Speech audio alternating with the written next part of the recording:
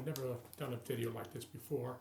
I had some notes, but I felt compelled to do this. I had a rapture dream on the October 13th. It woke me up. I think I started around 4 o'clock in the morning on the 13th, and it lasted till 4:27. In the dream, I was working out. I was doing something. It was nighttime. Then instantaneously, I was transformed. I don't know how or why, but I just knew it. I was transformed, and I began to rise into the nighttime sky. And all across the horizon, I could see little specks of lights all coming up. As the higher I went, I could see the curvature of the Earth, and if my orientation to what we know as the globe, I live on the eastern part of the United States, so the sun had just set, or maybe an hour or two, on the eastern part of the United States, because I could still see daylight to the left of me. The next part, let's see.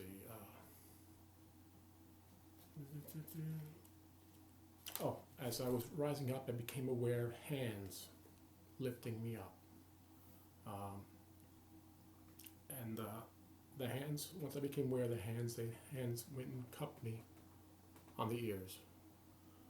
Without seeing the hands, I had the knowledge that they had holes in the hands. So I took this in my dream to be Jesus, of course. And throughout my entire life, I was always a guy who had many dreams all the time.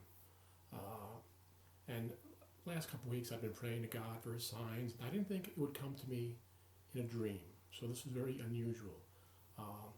And in an ordinary dream, I would do something. I'd be going to the store, in my car, whatever it was, but I was never consciously aware of my own thoughts, unlike this dream.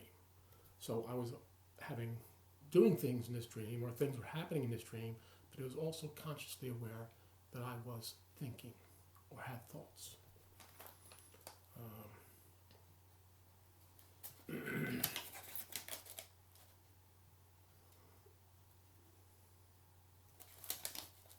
And as the hands were cupping me, I had these images going through my mind, like of a young person, and they were just passing by very quickly. And Jesus said to me, "Do you not recognize yourself?" And I didn't. So I'm not sure exactly what that means, but that's what he said to me. And once he said that, I started to apologize for the things I'd done wrong in life. You know, I became self-aware that I was not a perfect human being in any respect. Then Jesus said to me, every time that I read the word, he was with me. Every time I cried, he was with me. I told him I was trying very hard to hear him speak or hear his voice. And as the higher I got up, he showed me a great city. It wasn't like a city we have here on the earth, but it looked very different, very beautiful. You know, we have a lot of beautiful cities here, but it was something very different. And then he took me to a home. A home looked very familiar, but I've never been in this place at all, or anything like it. But I had a sense of I'm home. And as I was in his home, we were sitting down, and Jesus was to my left, and he began to talk to me. And I asked a very unusual question. You think you would have our Lord and Savior next to us, and I would ask questions, are my parents here, or what's the meaning of my life, or things of that nature, but that didn't take place. I asked him, is it true that we do not know the true feast days? Which I think is kind of a strange question, because like I said, I had other things that I would think would be more important to ask.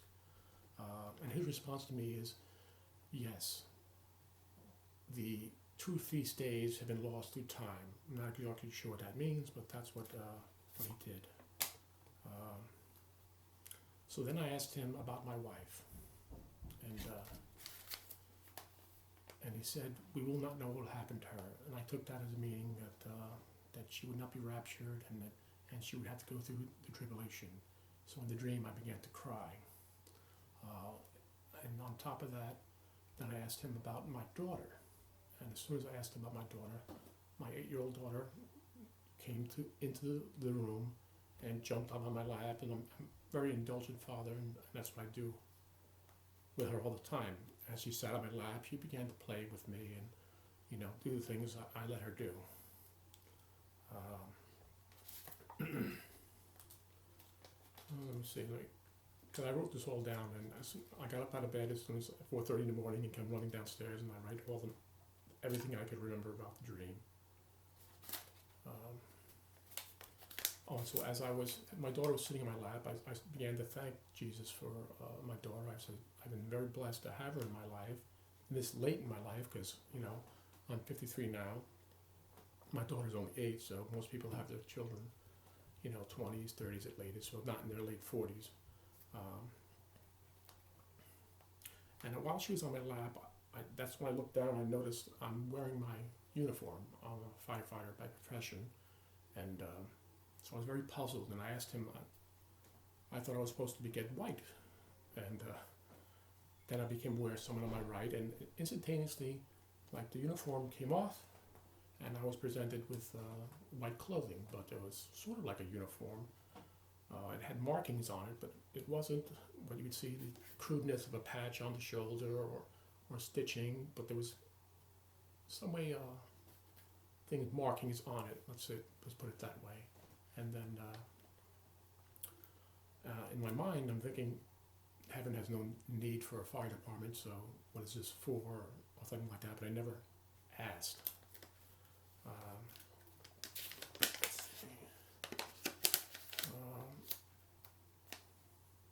And after being presented with this uniform, I began to say to Jesus that it was never just a job for me, it was part of who I was, being a firefighter, and just a vocation, probably a better word for it. It wasn't, some clock in and get my paycheck and over and done with, but it was very much a person of who I am. My father was on the fire department, and my grandfather before him, and so it was a big family tradition, and that's what it is. So I told him this, and then I said to Jesus that, but I never seemed to do much with it. I had calls, and we had, I think maybe small differences, but never what I thought was a big earth-shaking thing.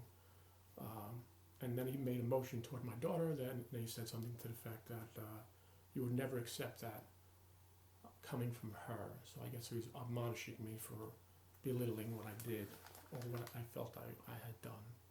And as soon as I said that word, I instantaneously my eyes woke up, and I noticed I'm in my bedroom, and I'm looking at the lamp, and I sit up, and all through this entire dream I was hearing this beeping sound. And then once I woke up, I noticed the clock said 4:27. My wife was still asleep, and then her alarm started to go off again. And I asked her, what time did you have the alarm originally set for? So she said it was at 4 o'clock. So I was able to hear this thing, but it wasn't really part of the dream. But I instantly told her the entire content of the dream, and it was not like any dream I've ever had before. But that's all I have to say. I felt I had to put it out there.